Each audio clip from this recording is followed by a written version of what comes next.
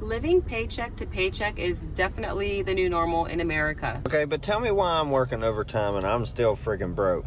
And now, don't get me wrong, I make good money. I make over $25 an hour. But I do have 3 kids and a wife. And let me tell you, leading a family is financially stressful. I work all the overtime I'm allowed to get. Anytime I can get any overtime, I always work it.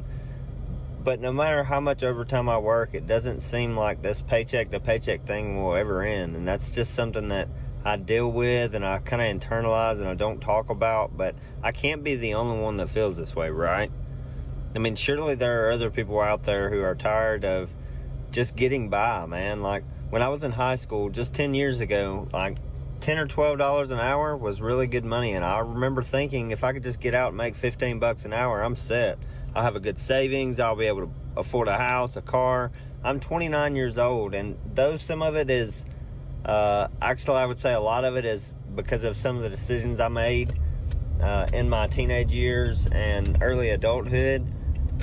A lot of why I don't have a house is because of the economy and how shit is just expensive. Like I don't know. It's disgusting, to be honest.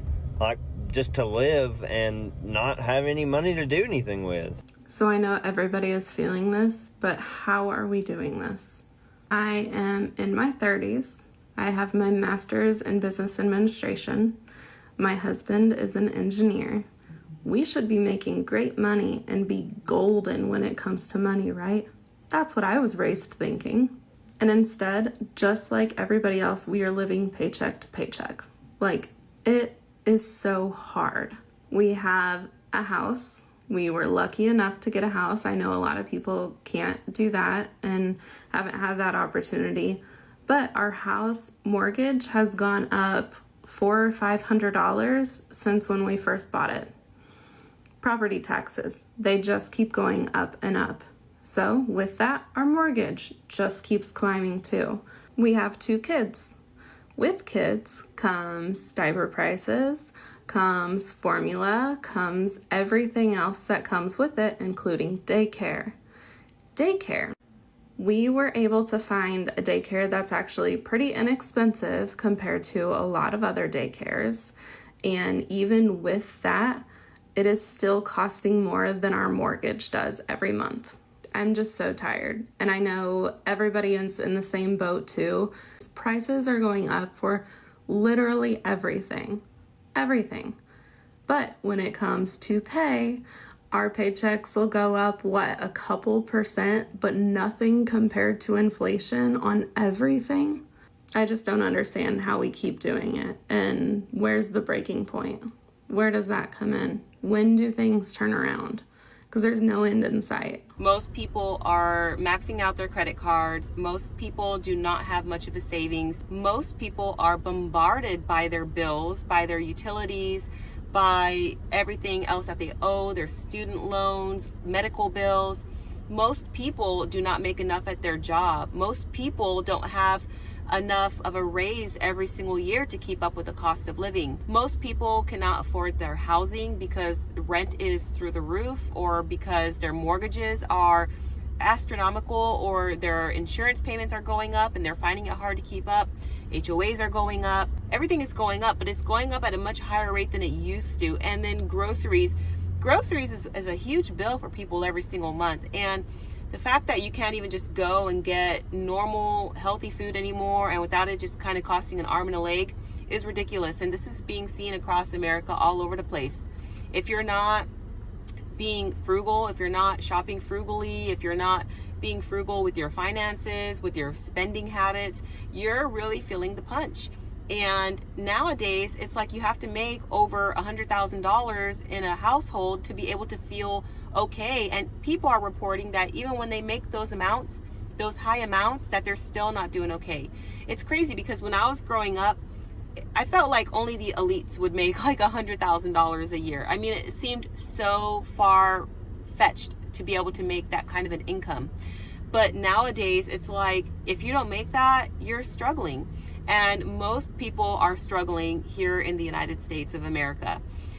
I really don't know how people are doing it. The cost of everything is just absolutely absurd. And I just don't know how people are doing it. And it's sad because more and more people are not wanting to have families. They are regretting their purchases. They're regretting doing certain upgrades, and even, you know, the vehicles that they have leased out, or vehicles that they've purchased that they have their vehicle payments on. They're regretting it because it's like you can't even keep up.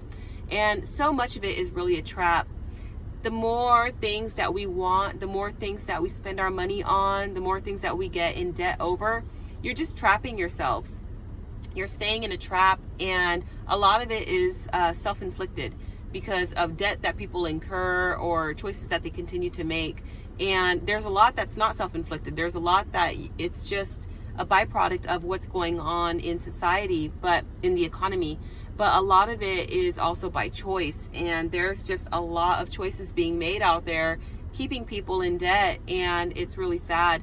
I think the best things that people can do right now is to work their way out of debt little by little. Cut back on your spending at the store, so predominantly the grocery bill. Cut back on that. Find ways to, you know, do with less. Your basic staples like rice and beans and different things like that. Cut back on that. Cut back on any extra spending. So if you don't have extra money and your savings are already built up, maybe don't take that vacation. Don't put the vacation on a credit card. You know, get rid of that vehicle. If you have vehicle payments, if you have monthly payments on a car or a truck, get rid of those payments or get rid of that vehicle. Downsize your rent, you know, wherever you are. Don't get into a high mortgage if you know you're not going to be able to afford it, if you lose that great paying job or if other hard times come on. Make sure that you are working towards having some type of savings, a little bit of a savings, an emergency fund. Try and get, you know, $100 in an emergency fund if you don't have that already. Build that to 500, build it to 1,000, then go on from there. Build up a stockpile of food items. You don't want to just have food only in your refrigerator and that's it. You know, you want to have some food stockpiled and put away for a rainy day. It can be the fact of a job loss. It could be something going on in the economy. It could be some other kind of emergency that's taking place. You don't know what the situation could be, but you want to have those types of things put away, have it already in advance. Think about food for your family, for your pets. Think about water.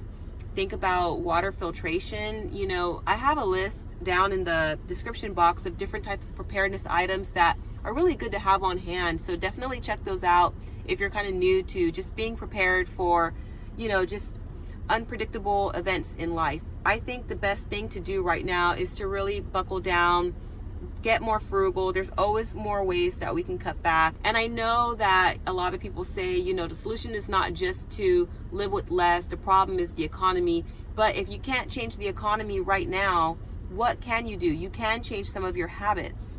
And I mean, I think that's something that everybody can work on. And I'll tell you what, it's only by the fact of us always being so frugal with a lot of things that we're managing to be okay right now with these times, because it's really, really hard out there, guys. And you're seeing it left and right everywhere you go. So I just wanted to be helpful and share some of those things with you. If you have any tips or anything that you'd like to share, please leave it down in the comment section below, because I would love to hear from you and the community would as well. Thank you for watching, and I'll catch you in the next video.